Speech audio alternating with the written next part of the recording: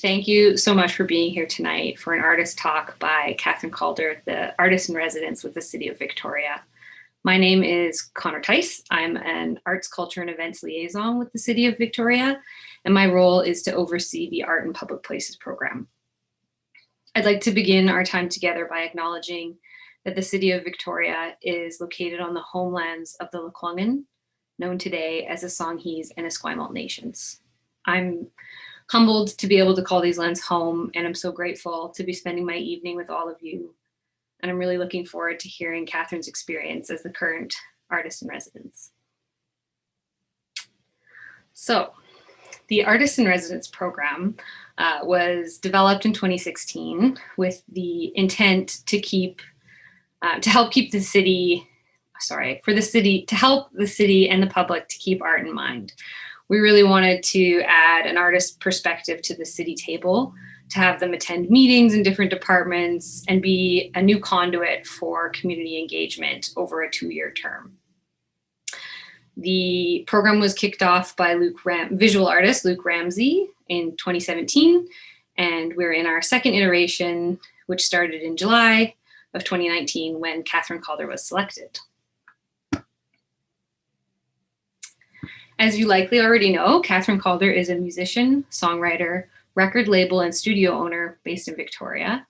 For the past 15 years, Kathryn has been recording and touring as a vocalist and keyboardist with the indie rock group The New Pornographers. She has also released 3 solo records, 5 albums with Immaculate Machine, and 1 album with her latest project, Front Person. Composing musical scores for feature film has been another focus of Kathryn's in recent years, including A Matter of Time, which is a documentary about her mother's battle with ALS. She continues to raise money and awareness for ALS through performance and public speaking. Kathryn is also currently the chair of Victoria's Music Advisory Committee. She loves her hometown of Victoria and is dedicated to promoting the arts on the island and in BC. So tonight, Kathryn is going to share some insight into what it's been like being the artist in residence, which I have to say has been particularly challenging task in the past few months, given the global pandemic and the health order restrictions on social gatherings. Kathryn has done an incredible job of pivoting in this role and adapting her public engagement projects in our constantly changing and uncertain day-to-day realities. It's really, truly been my pleasure to support Kathryn in her role, and I hope that you all enjoy hearing her stories and her experiences. I'll now hand it over to Kathryn. Thank you so much, Connor. I just wanted to thank Connor for all of her help. She's been an amazing sounding board for me during my time, and also really great navigating the city and all the questions that I had about different parts of the position. She's very knowledgeable about the role, and so I'm really grateful to you, Connor. Thank you. And to the staff at the Arts, Culture, and Events Office as well. Everybody there has been incredibly kind, as has everybody at the city that I've been working with. So I just wanted to start off, so kind of the arc of the talk tonight. I wanted to talk a little bit about my background and experience and kind of the spirit with which I approached the residency. Wanted to also talk about what I've learned from my experience working with the city, and also what the experience has been like for me in this role during a pandemic, and to highlight a couple of projects just to give you some examples of the kinds of projects that I'm drawn to.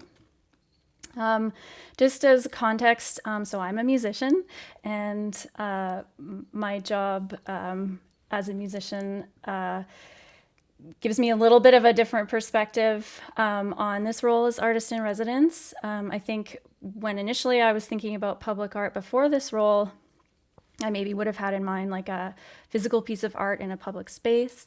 And when I started the role, and I know that all the artists in residence have community at the heart of their projects. And so I think I was thinking of how can I bring kind of my strengths to this role. And my mind would usually go to community events or community programming in some way. And so I did, at the beginning of it's a 2-year term, and at the very beginning of the role, there's a little bit of time allotted for brainstorming and coming up with ideas for projects. And so I spent a lot of that time in community talking with people from city staff, city councilors, to, artists in the community, and also business owners, just all kinds of people. I talked to a lot of people, students, youth, like probably like over 100 people. And I was really just trying to get a feel for how people felt about the role and what music could bring to it, and also sort of bounce ideas off of people, and just kind of really do kind of a lot of community brainstorming. So what that kind of looked like, just to give you an idea, is sort of like a room. If you can imagine, like my mind is a room, and I've got sort of like post-it notes all over all the walls, and they kind of include life experiences, or kind of ideas that I had before starting the role, and then ideas that kind of came up after talking to people about the role. Just all these different ideas kind of like stuck all over the place, or maybe like a jigsaw puzzle that doesn't have like a finite number of pieces that you can just keep adding pieces to. And so you kind of are like taking all these ideas and putting them together in various combinations and trying to make connections between ideas and see what kind of works. So that's a little bit, it's hard to describe the process exactly, but there was a lot of ideas. And just a lot of brainstorming and talking with people that came up during the time. And so I just wanted to try and arrange things in a way that made sense to me, and that would make projects that I was proud of. So I'm a musician, and I also love collaborating with people. And one of the aspects of being a musician is that I'm a singer, and so I love kind of voices, and not singing necessarily only, but also kind of the connections that we have with people through voice. And like if you think about calling up a loved one and you hear their voice, and it's just somebody says, "Oh, it's just so lovely to hear your voice, so nice to hear your voice." Those kinds of connections I was thinking about. And also I love stories, and I love, movies and books and podcasts and anything, stories, traveling, talking to people, hearing about their lives.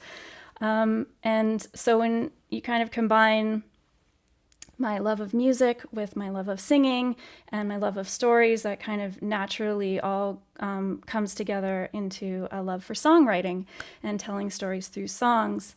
And so I think with kind of all of those things in mind, community and music and voice and storytelling, those were kind of at the heart of a lot of the projects that I was coming up with. So, and I'll talk a little bit about those projects in a bit. But some of the things that I've learned from working with the city in particular, it has been a really interesting perspective on kind of the inner workings of the city, and how many departments are involved in all kinds of decisions. And it's just been really, interesting, and trying to kind of make projects go ahead, and talking to all these different people, and keeping a lot of different things in mind and considerations in the various departments has been like really interesting. I love seeing how all that works, because before, I've lived in Victoria for a long time, my whole life basically, but I didn't really understand that part of it until I stepped into this role.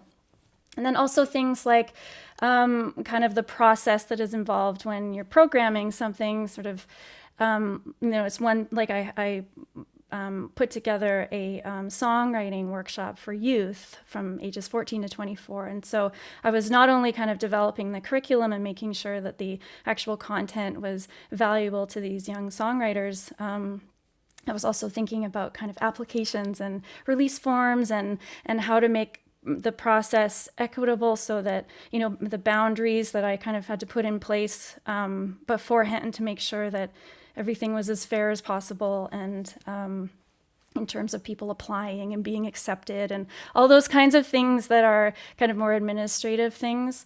So I've definitely learned a lot about that. And yeah, so the experience for me in this role, oh, and the other actually thing about being involved with the city, I have to say, is being involved with so many community projects has really highlighted my love of community projects. I always was drawn to those kinds of projects looking back, but I think this experience has really highlighted how much I really enjoy those kinds of projects. So in the experience for me during this particular time has been, I want to tread gently here because there obviously there's so much going on in the world and a lot of people are experiencing very difficult things. And so I'm keeping it to the context of kind of the creative aspect of what it looks like to kind of develop a project and kind of reimagine it, and some of the challenges with just kind of the program and trying to make it work in this time for a musician and especially a singer, which is like not COVID safe. And so in saying that, I'd like to talk about a project, couple of projects, and this first one is a phone line that I developed with a friend of mine, and it was definitely a project that came out of this very particular time. So I'm just going to share my screen and talk a little bit about that project.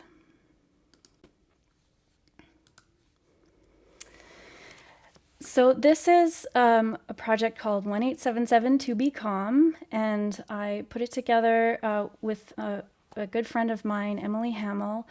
It is a phone line that you can call, and when you call in, you hear different menu options, and there are 9 options, and you can choose the different sounds that you hear. So the first one is BC nature sounds. You press 1 and you hear BC nature sounds. 2 is Indigenous stories and songs. 3 is poetry. 4 Francophone poetry. 5 contemporary music, like singer-songwriter. 6 instrumental music. 7 children's laughter. 8 guided meditation, and 9 ambient music. And this project definitely was a journey. And I think a couple of the important points about it are that it came from like that, I was describing that Post-it note, ideas, or the jigsaw puzzle where everything is just kind of put in different places. And so one of the projects that I was unable to do was a project that I wanted to do around laughter. And it was a project by my 5-year-old friend of mine, my friend's child, and his grandmother were talking about laughter after I had been talking with them about the residency. And the 5-year-old said, what you should do? You should have a laughing chair where when people sit in it, they hear laughter and then they laugh. And I really thought that was a really sweet idea. And so I was going to kind of work that into my program plan initially, but and it was going to have an intergenerational aspect too, which is one of the other things that sort of related to the storytelling and the story aspect is the connection between generations. It was going to have this intergenerational aspect. You're going to get art and maybe kids to do some art with some seniors for the chair. And anyway, it was just an idea that I had, and it just isn't possible to do during this time for many reasons. And so I kind of was like, well, I really love this idea, so let's just kind of hold on to that idea, and maybe I'll just try and think of another way that I can kind of put it into another project. And the other component of this was a friend, somebody who works for the city actually, and Andrea in the Arts, Culture and Events office. She had sent me in April a link to this really neat project where there was a phone number you could call. It was a teacher in Calgary who had put it together with her students, and you could call in the number and you would hear the students telling jokes, if you pressed one, to hear some jokes. And I remember thinking, oh, this is a really cool project. And at the time in the spring, there were a lot of these kinds of initiatives going on, with the idea of helping people who are feeling isolated. It was kind of a way to, bring some joy to people's lives. And I loved the idea, and I didn't quite know how to integrate it into the current plan that I had. So I kind of put it aside, put it in my mind and just kind of let it hang out for a bit. And then, meanwhile, there's all this, stuff going on with isolation and people being disconnected. And so I loved the idea of the phone line because it's a metaphor for connection, but it also is a tool for connection. And the phone is accessible, and a lot of people have phones, and especially if we're talking about kind of isolated seniors, for example, who I was trying to reach. The phone, I know that not everybody has internet, but they generally have a phone. And so, although we do also have this project online as well on a website, you can call the number on your phone and hear these sounds. And it was really intended to just bring some joy and use some of these like components of storytelling and voice and singing and music, and combine it with community and connection. And so eventually this project that had started, that wouldn't have existed outside of this time, kind of came into being, kind of what it is now. And it will be updated regularly until kind of the end of my term, which is this summer. I just thought I'd play a snippet of when you call in. This is the Children's Laughter line, number 7. And so I'm just going to play it for you so you get a little bit of an idea of what you hear when you call. Welcome to Children's Laughter. Often the sound of children laughing can have a contagious effect. We hope you enjoy this compilation of children laughing, featuring Owen, Arthur, Davy, Emmy, Ruby, Owen, August, and Owen discovering the whoopee cushion for the first time.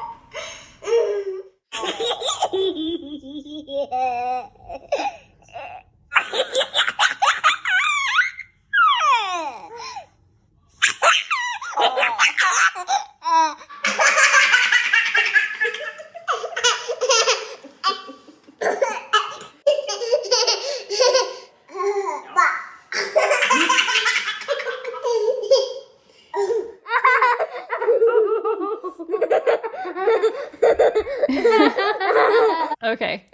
Okay. So you get the idea.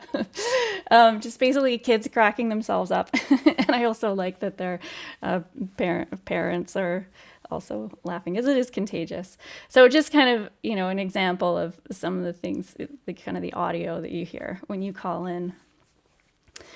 Yeah, I'm just trying to think if there's anything else I wanted to say about that.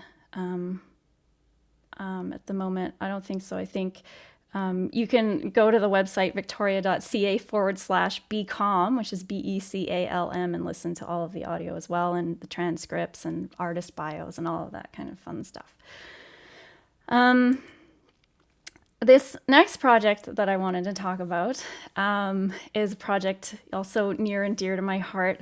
This was pre-pandemic. I had started this project in December of 2019. We had planned 4 visits over the course of the winter session of the school year, grades 1 and 2 students, and the New Horizons Centers, grade 1 and 2 students at James Bay Community School. And and the New Horizons Center. This was a collaboration between a couple of amazing teachers that I had the great pleasure of working with, Mrs. Fraser and Miss Ferris. And we collaborated on this project together. And so the kids went to the New Horizons Center and they sang some songs for the seniors there. And then at the end of the concert, they would go out into the audience, and they had little worksheets, and they would talk to the seniors, and they would have this conversation. It was like sort of a art and music, and then creating space for stories and storytelling and conversation and just learning about each other. And this was a really beautiful project that I enjoyed working on. And I just wanted to play. This project has a lot of depth, and it kind of started with, again, those conversations in community and talking to people about, intergenerational projects that they'd heard of. And it just kind of, it's hard to describe, but it just kind of came together in this collaborative way with, the teachers and in the school and the New Horizons Center, who graciously provided snacks and tea and apple juice. And so I just wanted to play, though, one of the stories that came out of this. We didn't make it all the way through this project because the pandemic kind of came, so the last session we did was early March, just really right before the lockdown, the quarantine. And one of the stories that came out of that particular session was a story of a grandfather, Eric Wilson, who was there with his wife, Flo, who was terminally ill, and their granddaughter was performing in the choir. And so I just wanted to play a little bit of an interview I did with the grandfather, Eric Wilson, about his experience at this event. So you get a little bit of an idea of how it went. They were going to have an event at the New Horizons Center in which students from 2 classes from James Bay Community School would go to the center and sing to the seniors in attendance, and then spread out into the audience and interview them. And Flo was at that stage very, very ill with cancer that unfortunately would claim her soon after. And the last thing she ever did, actually, in her life that was out in the world, I pushed her in a wheelchair from our place to New Horizons, and she sat in the front row and watched and listened and beamed as the students, including Willow, sang songs to the seniors. And I'll never forget when they sang "You Are My Sunshine," because Willow sang that to Flo, and Flo sang it back to Willow. It was a very moving occasion. And after that, of course, Willow interviewed Flo, and I was not there. I was being interviewed at another table, but I could see them laughing and talking together. And it's one of my happiest memories of my entire life with Flo. And so I also have just the actual recording of "You Are My Sunshine" from that event that Eric is talking about there. It's very sweet, and so I thought I would play that as well. My sunshine, my only sunshine, you make me happy when skies are gray. You'll never know, dear, how much I love you. So please don't take my sunshine away. You are my sunshine, my only sunshine.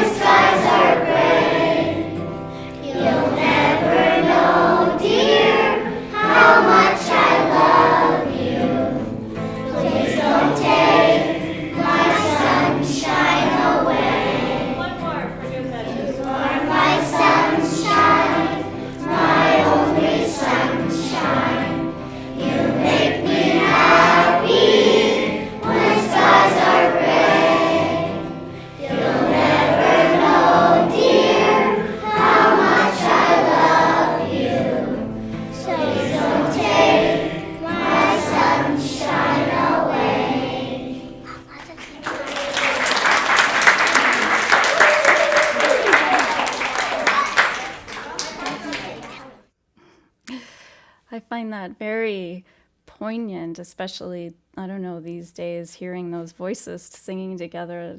We haven't done that in a very long time.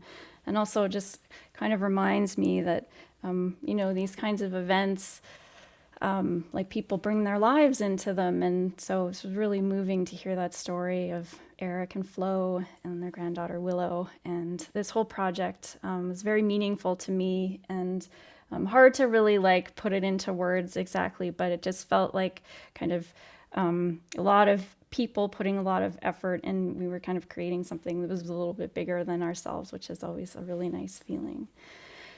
So those are just a couple of the projects, and they just kind of highlight those themes of community and voice and singing and storytelling, and kind of the heart of what I've been trying to bring to the project over the last, you know, year and a half. And been, you know, lots of projects on the go and things coming up, but I just wanted to highlight those particular ones just because we are short on time. And a couple of, that's kind of the end of the little presentation, but there will be time for questions now-ish. I just wanted to say before we get to the questions, a couple of things to announce. So one of the programs I do is a songwriting program, youth songwriting program for youth age 14 to 24 who live in Victoria and the greater Victoria area. And we're going to be doing the third and kind of final workshop of my residency. It's a 5-week program, and there's no experience necessary in songwriting. Maybe some musical skills are helpful if, you know, you're a singer or you play an instrument. But it's really kind of an intro to songwriting, and applications will open early February. So keep an eye on that. If you know any teens that would like to learn about songwriting, you can follow me on my social media, or the city will talk about it when the application period opens. And then the other one is the Be Calm project that I was talking about earlier. If you have recordings of your kids or your grandkids that you would like to submit, we're doing updates, you know, regular updates of the audio. And so the next iteration will have new children, you know, laughing. And so if you want to submit those recordings, you can go to the website, victoria.ca/becalm. BECALM, and there's a little release form, and it'll just be, you know, first name and them laughing, and we'll include that in the next round. So that is it. I guess I'll stop sharing this now. Does anybody have any questions for me? Yes, we had a couple questions come in. Thank you so much, Kathryn. That was lovely. I hadn't heard that interview before, and that, that really got me. It was beautiful. So thank you for sharing that. Yes, thank you. And I just wanted to kind of reiterate again, like what like a gift this residency has been. You know, it's been very special, even in this difficult time, especially in this difficult time, to be creating these projects. And I feel very grateful that I've been in this role. It's been really amazing. So we had a question about the Be Calm phone line, and if there's any plans to continue it past your term as the artist in residence. Sorry, I'm sort of half reading these comments. I will focus. We are not sure yet. Right now, it's scheduled to end kind of at the end of the term, and so that's a sticky note. That's a puzzle piece that at the moment it will end in July. There's a question from Faye about if there's a home base from the residency, and I think I can answer that one. We do have offices, so the Arts, Culture, and Events team has an office space, and the artist in residence is welcome to come in and and share office space or use one of the hot desks for administrative work. And we've also had artists in this position use some of their project money to rent studio space if it was necessary for some of their projects. But Kathryn, I think you could answer for yourself about where your home base has been for your work during the residency, maybe. Yes, my home base has very much been my home. Very much my living room. Yeah, but there was, before the pandemic, I was coming into the city quite a bit and coming into the office and chatting and meeting with people, in coffee shops downtown and meeting people all over the place in the city. And I'm based just outside of Victoria, out in Saanich. Yes. Wonderful. And I had another question from, it just jumped on me, Mark. He's asking, is there a particular project that you'd love to see realized in a time post-pandemic? Way to ask the hard questions, Mark. It's a friend of mine.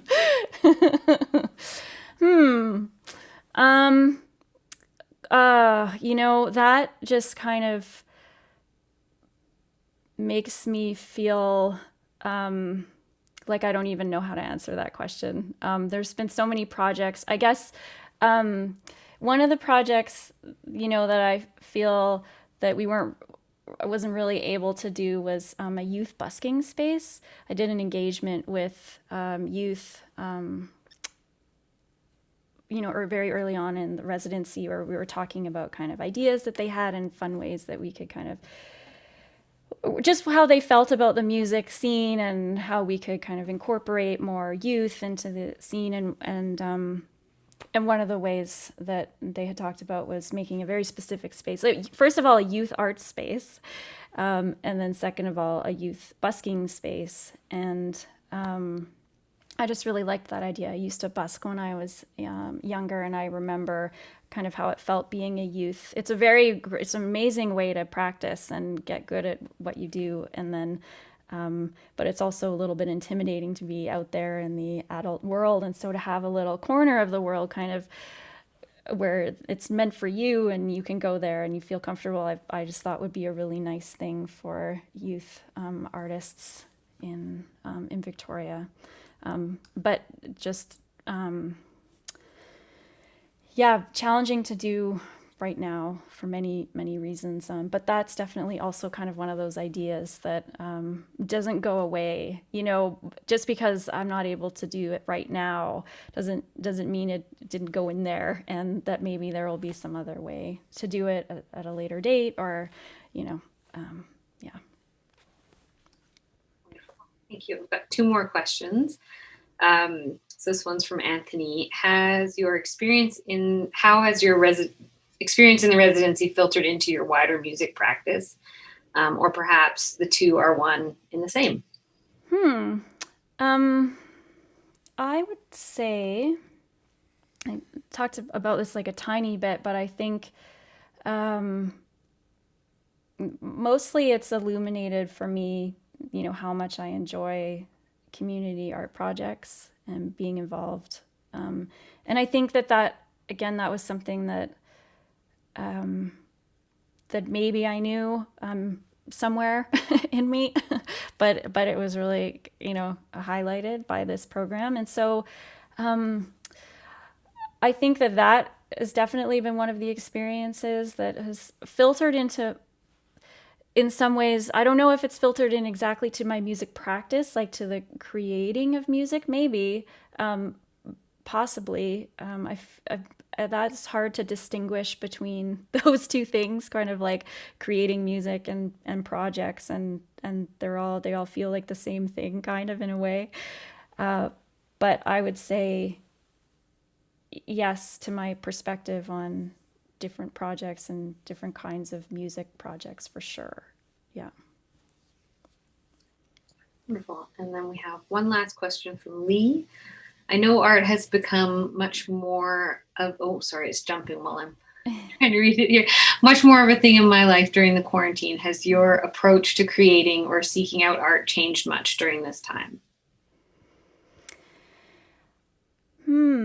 Well, I think that kind of another one of the really wonderful things about this residency is that it has kept me creative and grounded. And I know that that's been a struggle with a lot of, the creative people that I talk to. Actually found it really difficult to create during this time because of the chaos and how upsetting and unsettling everything was. And it's not necessarily conducive always to being creative.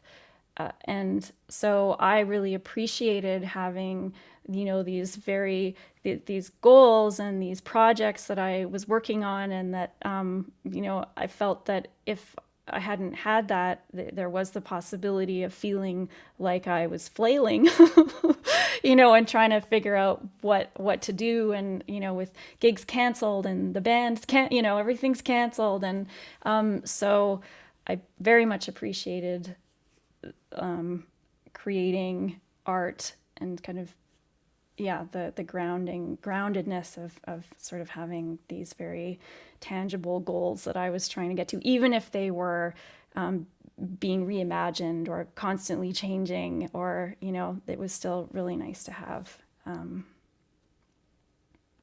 Yes.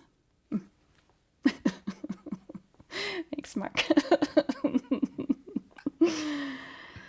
All right. Well, I think that's all the time we have. I see we've gone a little bit over. I just want to say thank you again. Thank you, Kathryn, for sharing your experience with us. And thank you to everybody who came by tonight, and for your wonderful questions. Yeah, thank you. I really appreciate all the friendly faces and names that I see in there. Thank you so much, everybody. Yeah.